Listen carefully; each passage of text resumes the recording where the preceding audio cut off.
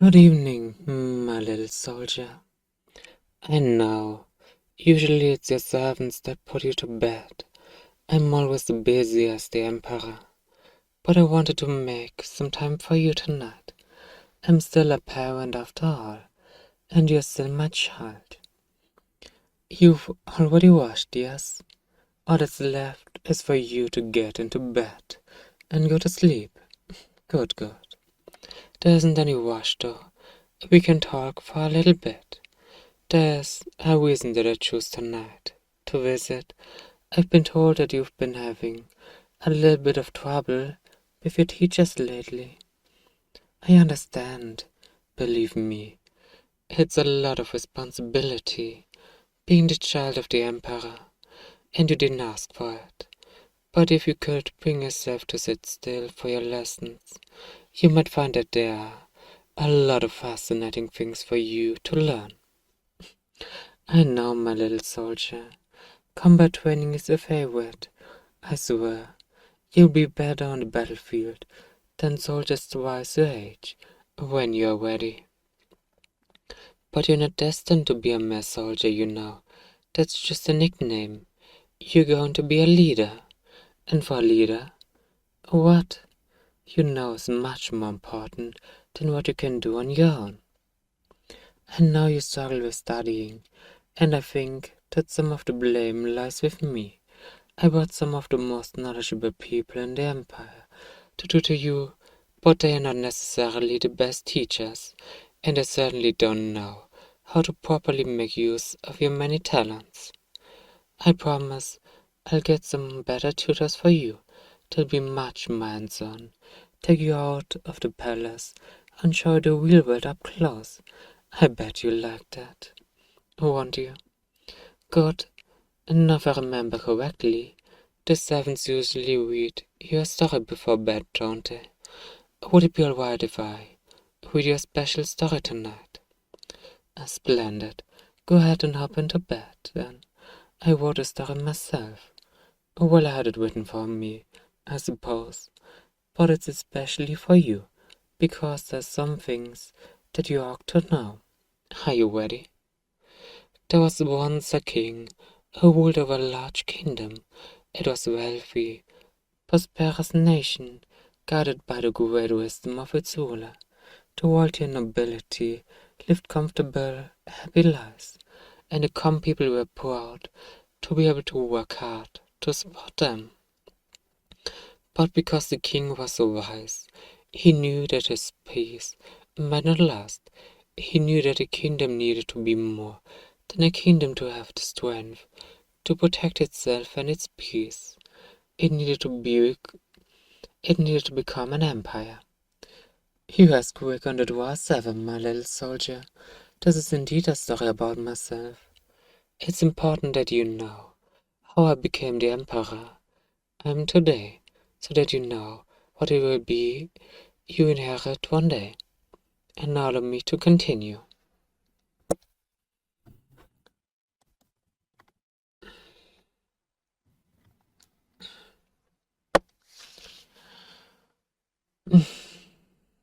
So the king declared himself an emperor and began to bring neighboring kingdoms into the fold. These kingdoms were very fortunate to join the empire, even if they didn't realize it at the time. Some people uncomfortable with change foolishly resisted, and the emperor performed his solemn duty and suppressed their rebellions for their own good. Despite occasional uprisings from the ignorant and ungrateful, the empire expanded steadily day by day, until one day an enemy arose to oppose the emperor, a false hero who tricked the people into believing that he didn't have the right to rule.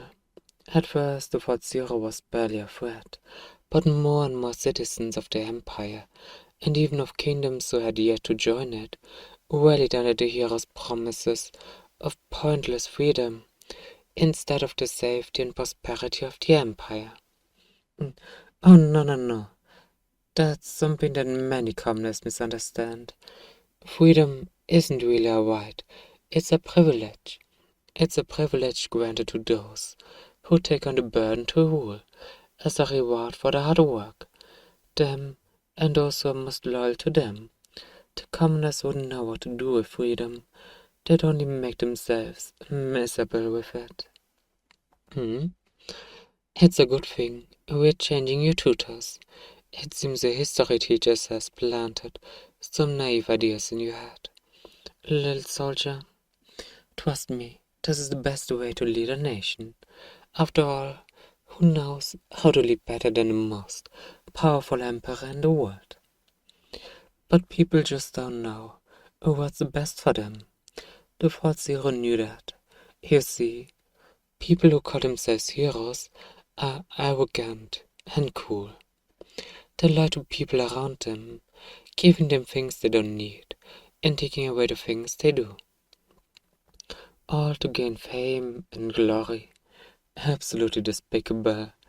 And the so-called hero is the worst one I have ever seen. Then, or since, now let's not have any more interruptions, It's very important that we finish the story, and I can see your eyes already wanting to shut. And now I, that is the Emperor, knew he had to act quickly, and struck down this hero for the good of his people. But it was difficult to track down such a crafty enemy. The Emperor's own people would shelter them, taken in by their lies. Unfortunately, those people had to face punishment for the sake of the greater good. But after years of searching, quelling rebellion, and disciplining rebel rousers, the Emperor's dedication was rewarded. He found the hero's secret home, where they would hide away when they weren't infiltrating the Empire. The Emperor personally led a squad of his finest soldiers to eliminate this dreadful threat to the Empire's peace. The Fourth Zero was taken by surprise, but nonetheless, they fought like an unnatural beast. Many of the Emperor's most loyal and noble soldiers were lost that day. The battle grew so frantic that even the Emperor himself was forced to risk his own life and join in. The hero landed several blows on the brave Emperor, to the point that he walked with a limp for the rest of his days, and bore a scar on his face. I wish I could tell you that the Emperor managed to slay the foul villain, but he could not. As the Emperor's forces began to dry and surround him, the Fourth Zero fled. The Emperor, still bloodied from the fight, stumbled into the hero's home to search for some hint of where they headed. But what he found instead was far more valuable. It was a tiny infant sleeping in a makeshift crib, the hero's very own child, simply abandoned there so they could save themselves. No doubt the hero had intended to raise the child to carry on their devious plans. The Emperor was overcome with empathy for the little baby. The Fourth Zero had been living in filth and poverty in order to stay ahead of the Emperor's patrols, and the infant was weak and dirty. No child had to have to live like that. So the Emperor decided to raise the child as his very own, to give the ill-fated infant a better chance at life. And if perhaps the Fourth Zero someday returned, the Emperor would be used to protect the child, and in the process get his revenge for all the imperial citizens who had been led astray.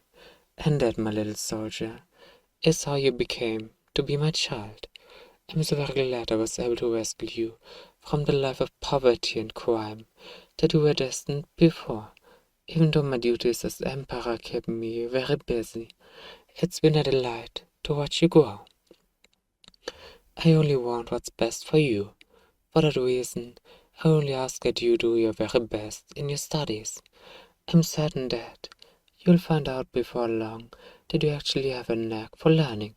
You have always been clever after all. You may not be my child by blood, but you absolutely take after me that way all the same. I'm certain you will be leading my army someday, and bringing peace and prosperity to all our neighbors. And who knows, maybe you'll even be able to capture that no-good biological parent of yours someday. we could both get the revenge we deserve. I hope that thought brings you pleasant dreams. Good night, my little soldier. Good night, and sleep well.